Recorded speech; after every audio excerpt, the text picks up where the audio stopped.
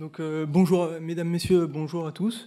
Je m'appelle Olivier Elson. Donc j'ai soutenu ma thèse le 5 mai 2017 sur le comportement thermo-hydromécanique et la durabilité des bétons de sol.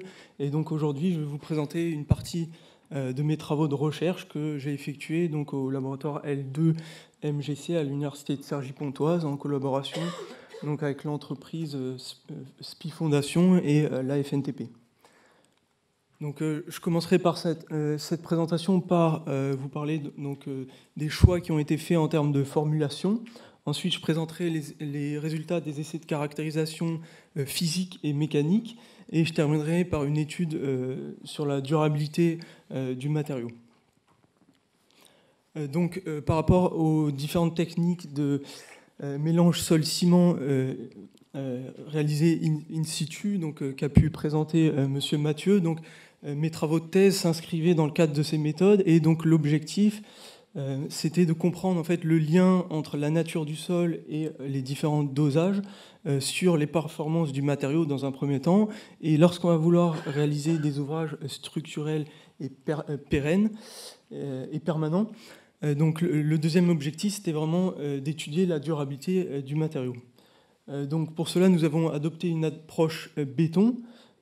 Et donc, tout d'abord, étudier les caractéristiques physiques et mécaniques du matériau. Ensuite, nous avons réalisé une étude de la durabilité du matériau. Et une dernière partie s'est intéressée au comportement à haute température des bétons. Et donc, aujourd'hui, je vais vous parler essentiellement de l'influence du temps de cure et de cycles de vieillissement accéléré pouvant dégrader le matériau. Donc l'objectif de ces travaux de recherche, c'était vraiment de proposer des modèles prédictifs et également des recommandations en matière de formulation. Alors le matériau étudié en laboratoire était constitué d'un mélange de sable de Fontainebleau et de kaolinite Space White, et nous avons traité ces différents types de sols avec un ciment au laitier de haut fourneau. Donc différents taux de substitution du sable par l'argile ont été testés jusqu'à 50%, et donc également différents dosages en ciment. Donc par la suite, j'utiliserai des abréviations. Donc quand on aura K25 C200, ça voudra dire que l'on a un sol avec 25% d'argile et 200 kg par mètre cube de ciment. Donc une fois les différents dosages donc en sol et ciment déterminés, nous avons déterminé les quantités d'eau du mélange par rapport aux conditions d'ouvrabilité in situ qui nécessitent en fait d'avoir un béton autoplaçant. Et donc en laboratoire, nous avons cherché à avoir un étalement fixer un étalement de 32 cm au mini-cône pour l'ensemble des mélanges. Donc de cette manière, nous avons obtenu une eau efficace constante pour l'ensemble des mélanges, l'eau efficace étant l'eau de gâchage à laquelle on va soustraire l'eau retenue par l'argile. Donc voilà pour les propriétés physiques. Donc sur le graphique en haut à gauche, vous avez en fait la porosité en fonction du taux de substitution de l'argile, du sable par l'argile. On peut voir qu'en fait on a une augmentation de la porosité plus le sol est argileux, étant donné que en fait, plus on avait un sol argileux, plus on a été obligé de rajouter de l'eau de manière à avoir une ouvrabilité acceptable. Et donc on a eu des porosités d'autant plus importantes. Nous avons également effectué des mesures par porosimétrie au mercure qui nous ont permis d'avoir une idée de la répartition de la taille des pores dans le matériau. Et donc pour la plupart des mélanges, on avait des pores de l'ordre de 50 nanomètres. Donc ce type d'information nous a permis, en fait, en utilisant un modèle qui prend en compte la valeur de la porosité et le diamètre caractéristique des pores, d'évaluer la perméabilité du matériau. Et nous avons comparé les résultats théoriques à des résultats expérimentaux effectués à l'aide d'un appareil triaxial. Donc on a une assez bonne correspondance entre les valeurs théoriques et expérimentales, comme le montre ce graphique. Et sur ce dernier graphique, en fait, on peut voir que la porosité diminue linéairement en fait, en fonction de la masse volumique du matériau. Et nous avons comparé en fait les résultats obtenus au laboratoire avec des résultats réalisés sur des échantillons issus de chantiers de construction, donc réalisés par Deep Soil Mixing. Et donc cela nous a permis de confirmer la bonne représentativité du matériau des différentes formulations élaborées en laboratoire. Alors, concernant maintenant les propriétés mécaniques, donc ici on voit que en fait, la vitesse des ondes P du matériau en fait, se stabilise après 2 mois de cure endogène, ce qui n'est pas le cas pour les résistances mécaniques qui continuent en fait à augmenter. On a en fait une augmentation logarithmique en fonction du temps de cure, et ce qui nous a permis en fait de proposer un modèle de manière à prédire la résistance mécanique en fonction de la résistance à jeune âge, donc là ici à 28 jours, et en fonction du temps. Donc cette loi était basée en fait sur un grand nombre d'essais en compression. Alors concernant maintenant l'étude sur la durabilité, donc nous avons placé des échantillons dans une solution avec 25 grammes par litre de sulfate de sodium et observé différents désordres, donc comme une lixiviation, une fissuration assez importante pour les mélanges les plus argileux et donc une desquamation également pour les mélanges les plus argileux. Ces dégradations étaient notamment beaucoup plus importantes pour les mélanges avec les perméabilités assez élevées, alors que pour les mélanges avec les perméabilités les plus faibles, on avait un matériau qui était encore intact après 12 mois d'immersion.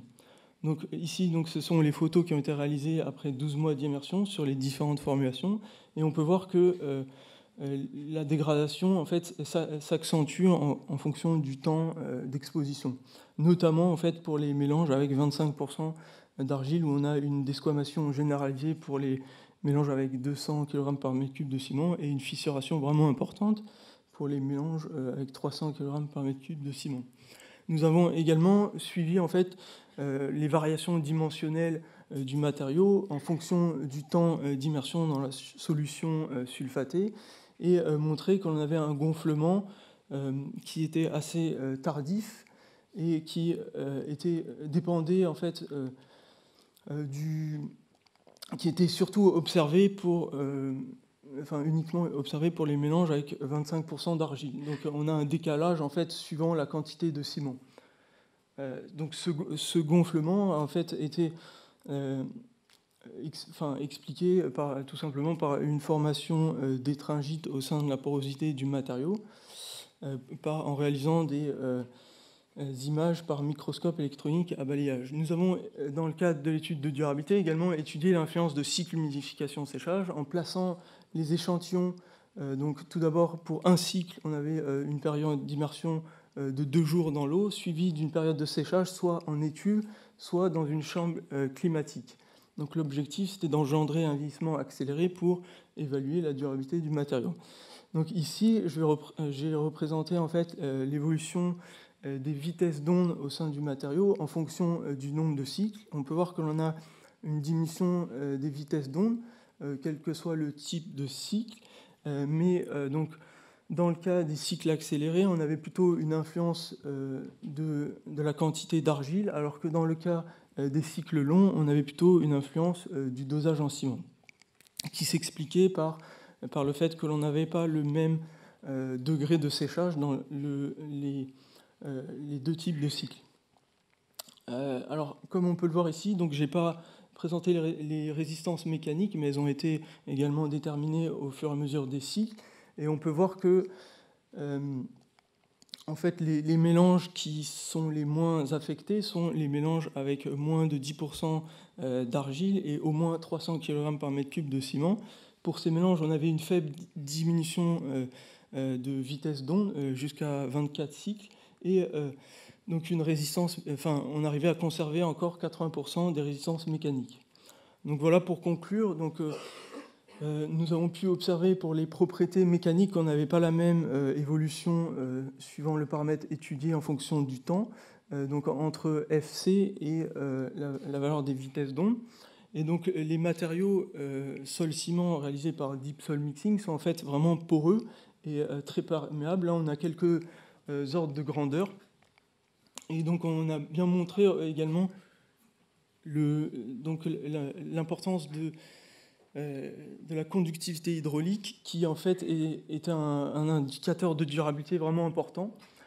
Donc en réalisant différents cycles de vieillissement accéléré, nous avons pu montrer qu'il valait mieux être en dessous de 10% d'argile et au-dessus d'un dosage en ciment de 300 kg par mètre cube pour assurer une durabilité acceptable.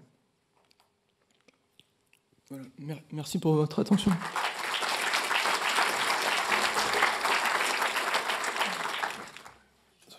Bonjour à tous, je m'appelle Jacques-Julius Ressou, je suis doctorant en première année de thèse au laboratoire de mécanique et matériaux du génie civil à l'université de Cergy-Pontoise. Aujourd'hui, je vais vous présenter mes travaux de recherche portant sur la caractérisation physique et mécanique et la durabilité des bétons de sol issus de chantier. Avant de commencer, j'aimerais remercier la Fondation nationale des travaux publics pour avoir financé la thèse et aussi j'aimerais remercier le Comité français de mécanique des sols pour m'avoir permis de présenter ce travail aujourd'hui. Alors, l'objectif de ce travail est avant tout en fait d'étudier un chantier et de comparer les résultats obtenus sur ce chantier avec les résultats précédemment présentés par Olivier Elson. Et en fait, le chantier sur lequel notre étude a porté est situé à Ebly. Sur ce chantier, la méthode utilisée est du sol missing, utilisée pour réaliser une paroi étanche provisoire. Et vous pouvez voir là la disposition des colonnes de sol missing pour assurer la continuité entre les colonnes. L'entreprise qui a exécuté ce projet est Francky Fondation. Alors, sur ce chantier, le ciment utilisé est du CM3C 32,5, dosé à 150 kg par mètre cube de sol en place, avec un rapport eau sur ciment de 1. Sur ce chantier, nous avons prélevé du sol en place à 1, 2 et 3 mètres de profondeur. Et vous pouvez remarquer qu'à 1 mètre de profondeur, on a du sol sablo-argileux. À 2 et 3 mètres, on a du sol limoneux à plasticité moyenne. Alors, pour cette étude, 2 colonnes ont été réalisées sur ce chantier de diamètre 80 cm et de hauteur 2,50 m. Et ces colonnes ont été excavées après 21 jours. Ensuite, elles ont été immergées sous l'eau afin d'éviter la carbonatation.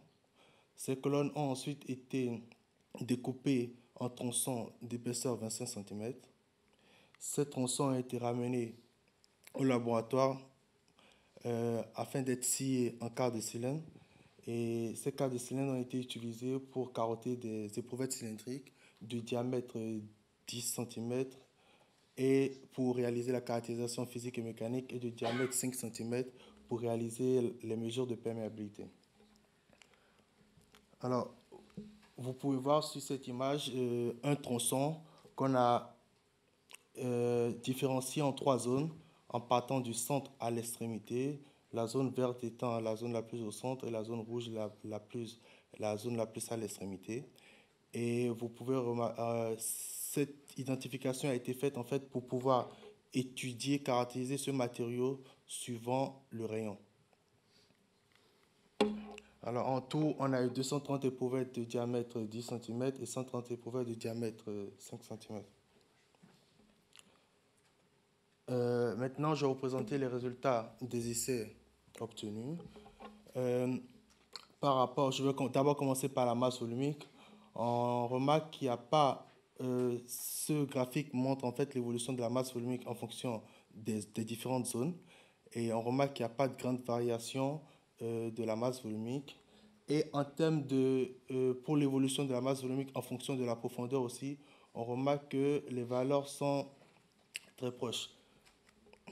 Par contre, en termes de module dynamique, on remarque qu'il y a une très légère diminution du module dynamique quand on s'éloigne du centre et qu'on va vers l'extrémité des colonnes.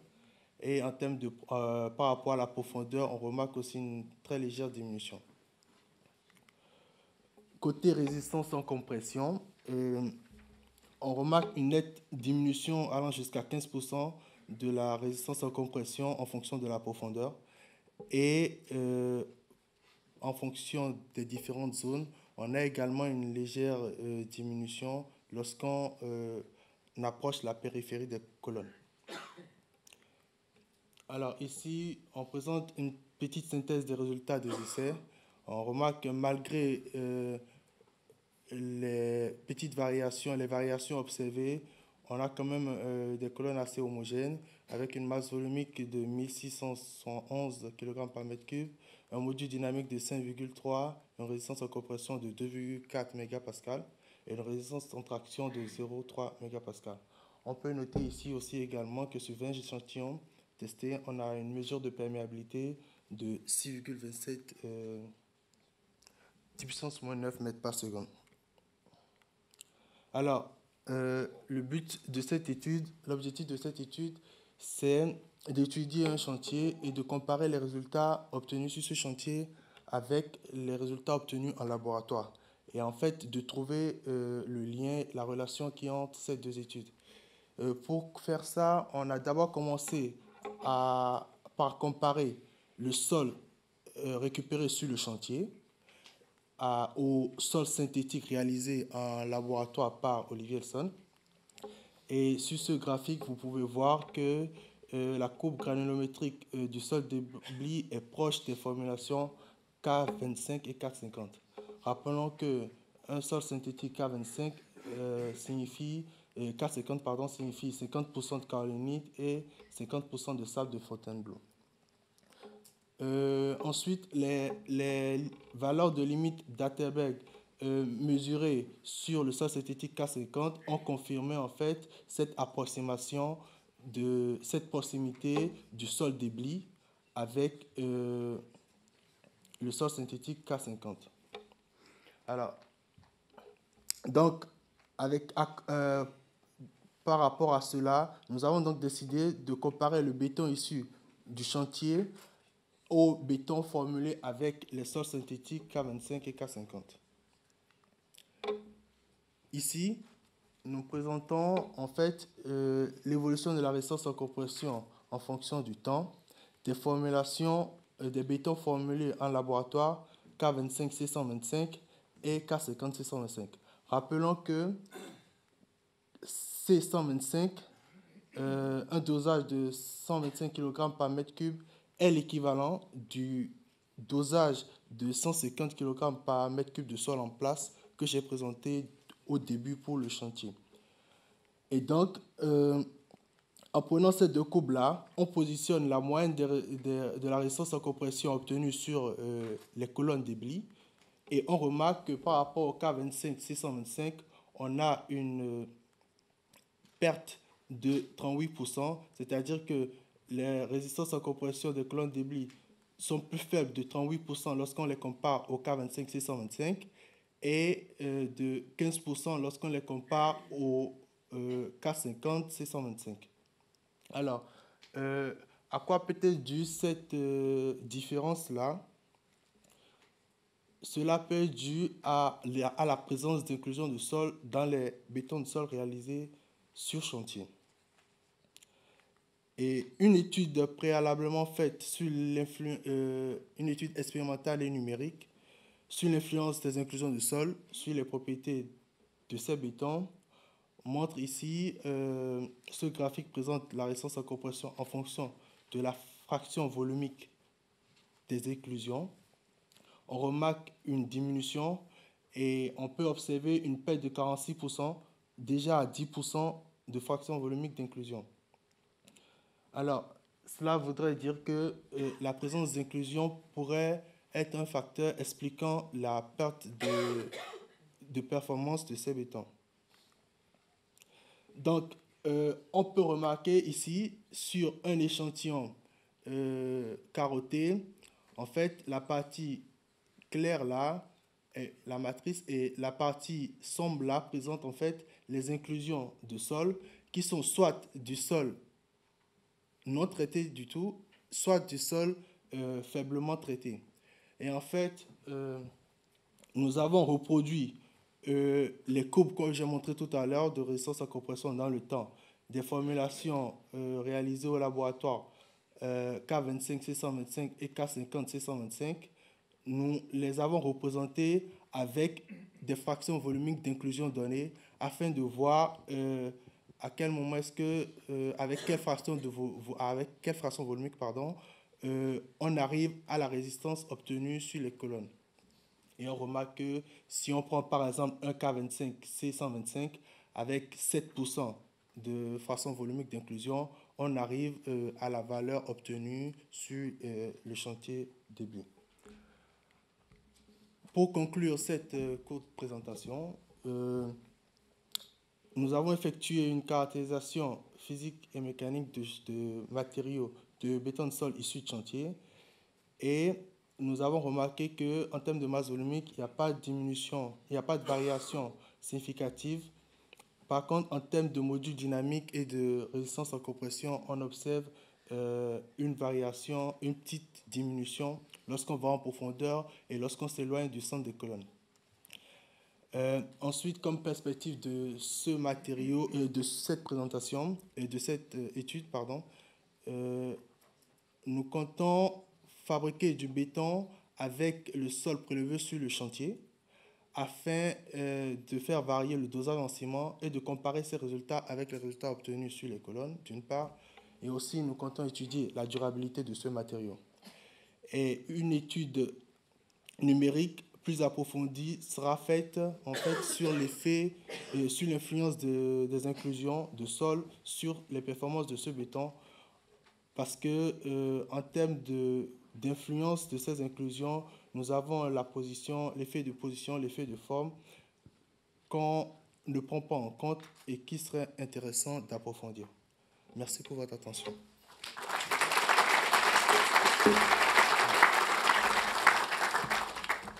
Merci Jacques. On a un petit quart d'heure de retard. On va prendre quelques questions donc, sur les 3 présentations. On se donne maximum 5 minutes, donc 0,5 questions. Oui, une question sur le chantier. 2 questions, mais qui sont l'une liée à l'autre. Je voulais juste savoir quelle était la position du tunnel par rapport au lit de blocs de granit. Le lit de blocs de granit était à peu près dans l'axe, voire un tout petit peu en dessous. D'accord. Voilà. Et la deuxième question, quelle était l'épaisseur de la zone que tu as appelée 1 quelle était son épaisseur pour la comparer à l'épaisseur au diamètre du tunnelier? Grosso modo, ça fait à peu près 20 mètres d'épaisseur. 20 mètres, d'accord. Dans l'autre sens, ça fait à peu près 40 mètres. Okay. C'est 2 blocs de 40 mètres par 20 mètres, pour dire quelque chose, sur une vingtaine de mètres de hauteur. Et le tunnelier a commencé à creuser ou pas? Ah oui, il est passé. Il est passé. Il est de l'autre côté déjà. Et les blocs, qu'est-ce qu'il en a fait? Bon, il les a croqués, simplement. 180 mégapascales de résistance. C'est passé.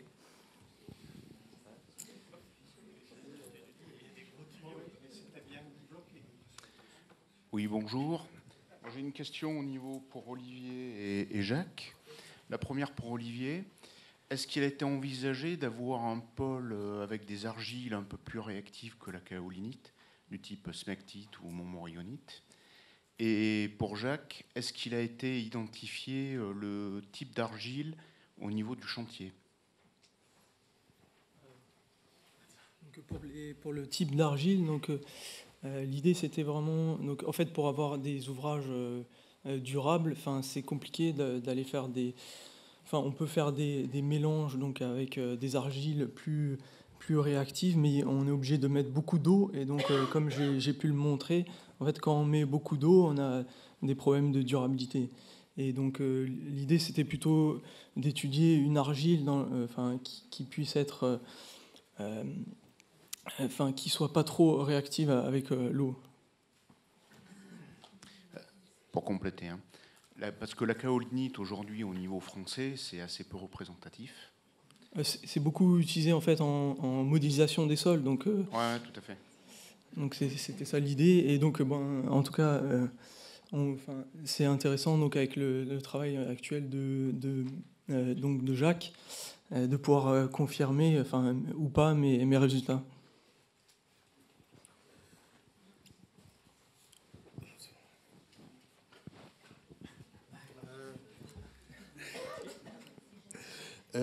pour le sol prélevé sur le chantier, en fait, pour l'instant, on n'a pas encore classifié le type d'argile. On a juste obtenu les valeurs au bleu de cette argile. Du coup, pour l'instant, on ne sait pas si c'est de l'argile très réactif ou peu réactif. Une chose est sûre, on va faire du béton avec et voir ce que ça va donner. Merci.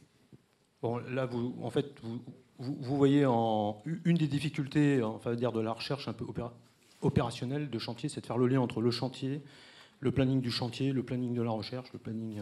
Voilà. Donc, on a trouvé un chantier. Il a fallu aller très vite pour faire des colonnes, en plus des vraies colonnes qui servaient à la durée du chantier. Trouver, les extraire, les excaver, les scier, les carotter. Il a bossé, vous avez vu, hein. Il a fait des beaux trous, en fait. Hein, pourtant, il ne travaille pas à la RATP. Mais donc, maintenant, il est qu'au début de sa thèse. Hein, en fait, il a quoi, 4 mois de thèse, 5 mois, 6 mois peut-être. C'est vrai que le temps passe vite. Il lui reste encore un peu de temps, quoi. Donc, il a encore beaucoup de travail.